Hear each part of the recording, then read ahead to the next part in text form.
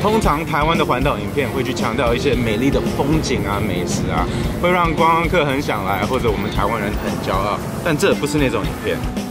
我们拍片的人都知道啊，可以把不要的画面避掉。但是我们这次环岛啊，就是要拍通常会避掉的画面。但为什么过完年没事做就要专注台湾最丑的地方呢？先换成充饱的电池，我们出发再说吧。台客里程数已经归零了，那我们现在就用 Gogoro 电机车来环岛吧。这支影片是台湾人拍给台湾人看的，我们可以把它当做一个身体检查。如果你妈常常在跟你说多吃菜、少吃盐酥鸡，你可能会不太理她。但是如果你去做一个身体检查，发现你的心脏已经塞住了，那也许这就是改变的动机。现在在桃园，要经过一个垃圾掩埋场。我有2个孩子，所以常常去听一些亲子教育课。专家都会跟家长说，如果你想要孩子改变，批评他是最烂的方法。你正在批评的现象都是自己造成的，不管是你的孩子或国家。能不能用感恩的心，先来包容台湾最丑的地方？最先就要感谢这个掩埋场，因为有了它，垃圾不用放在自己家。如果一个人1个礼拜累积的垃圾像这样，1个月或1年后还放得下吗？我猜是一定会满出来，就像掩埋场附近的海边。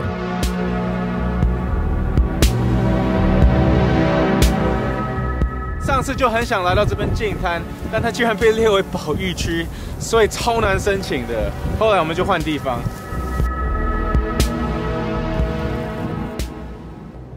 虽然这边垃圾很多，但是大家都很开心，因为这边风很大。但这也是造成海滩很多垃圾的问题啊，因为东北风把垃圾、掩埋场的垃圾都吹过来。现在 Gogoro 要充电，那目前走了61公里，那下一个换电站是2分钟。这是第一次换电，从台北大同区骑到观音海水浴场，在桃园，大概耗了1800瓦，等于煮3锅饭的电量。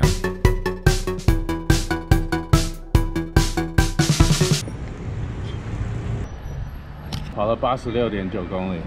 第2次的换电发现，速度持续在50-60，可以让电动机车跑得最远。但是为了省电，到达时间也延后了好几个小时。我觉得你们很猛哎，又在这边工作，然后又在这边睡觉。你们有拍过环岛影片对不对？环岛的。你们的主题是什么？我们搭便车环岛，然后跟街友一起睡。这次沙鹿环岛的时候，收集很多瓶盖，然后做这面墙。4个月收集10万个，用一幅画来代表每一个阶段，这样。人生的阶段。对，有工作，然后有到老，然后有一些人生比较低潮的时候。这是我看过最短的上班通行时间。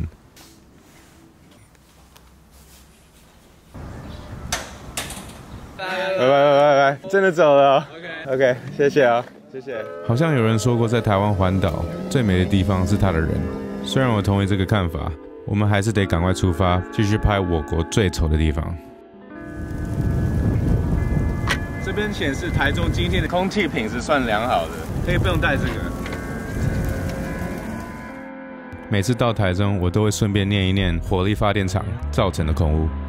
但住在台北的我，应该是感谢台中才对。谢谢你们这几年供应给我们的电。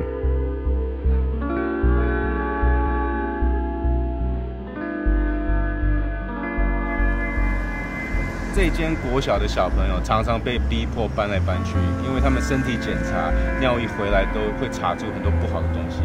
人家说很有可能是工业污染。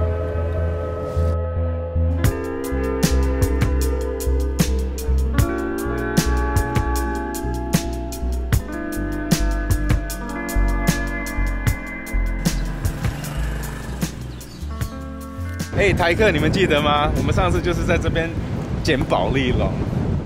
2年前跟大家清干净的海边，慢慢又变脏了。但这2年我也吃了很多蚵仔，而保丽龙是养蚵仔最便宜的辅具。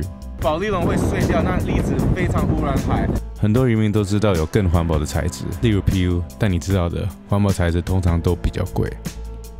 渔民希望政府可以补助，给他们更环保的材质，让产业可以永续经营。谢谢布袋嘉义，让我们可以随时随地吃到那么便宜又好吃的新鲜的蚵仔。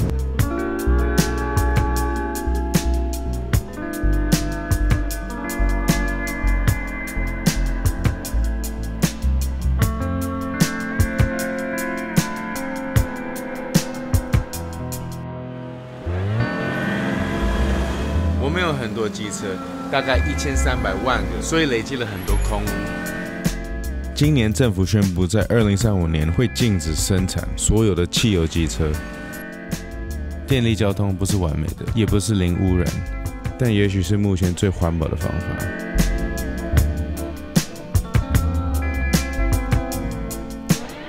这里就是台湾最南边的充电站。到了台湾最南边，也就是环岛的一半，骑了将近20个小时，很疲累。但心情比较低落的原因，是因为这几天的路线都是在看台湾最丑的地方。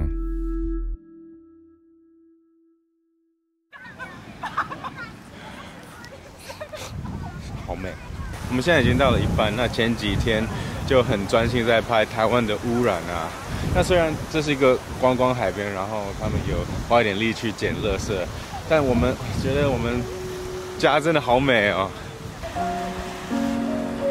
我们家真的好美哦！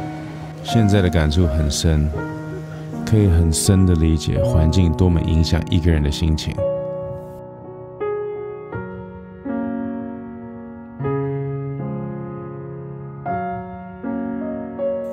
我相信每个海边都曾经如此美丽。